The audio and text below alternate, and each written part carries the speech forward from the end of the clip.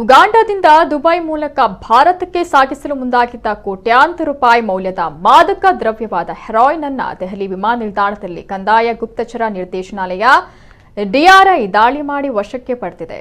Heroin ಸಾಗಿಸಲಾಗುತ್ತಿದೆ ಎಂಬ ಮಾಹಿತಿ ಅರಿತ ಡಿಆರ್ಐ ಅಧಿಕಾರಿಗಳು ದೆಹಲಿ ವಿಮಾನ ನಿಲ್ದಾಣದ ಏರ್ ಕಾರ್ಗೋದಲ್ಲಿ 55 ಕೆಜಿ ಮಾದಕ ವಸ್ತುವನ್ನು ಪತ್ತೆ ಮಾಡಿದ್ದಾರೆ. ಅಲ್ಲದೆ ಶಂಕಿತನೊಬ್ಬನನ್ನು ಬಂಧಿಸಿದ್ದಾರೆ. ಈತನ ವಿಚಾರಣೆಯ ಬಳಿಕ ಆರೋಪಿ ನೀಡಿದ ಮಾಹಿತಿ ಮೇರೆಗೆ ಇನ್ನೂ 7 ಕೆಜಿ ಹೆರಾಯಿನ್ ಪತ್ತೆ ಮಾಡಲಾಗಿದೆ.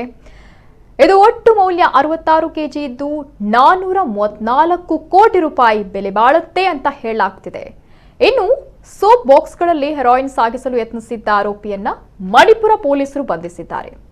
ಬಂಧಿತನಿಂದ 2.13 ಕೆಜಿ ಮೌಲ್ಯದ ಡ್ರಗ್ಸ್ ವಶಪಡಿಸಿಕೊಳ್ಳಲಾಗಿದೆ. ಆರೋಪಿಗಳು ಒಟ್ಟು 212 ಸೋಪ್ ಬಾಕ್ಸ್ಗಳಲ್ಲಿ ಡ್ರಗ್ಸ್ ಇಟ್ಟು ಕಳ್ಳಸಾಗಣೆ ಮಾಡುತ್ತಿದ್ದರು. ಜಪ್ತಿಯಾದ ಡ್ರಗ್ಸ್ ಮೌಲ್ಯ ಅಂತಾರಾಷ್ಟ್ರೀಯ ಮಾರುಕಟ್ಟೆಯಲ್ಲಿ 31.80 ಕೋಟಿ ರೂಪಾಯಿ ಅಂತ ಅಧಿಕಾರಿಗಳು ತಿಳಿಸಿದ್ದಾರೆ.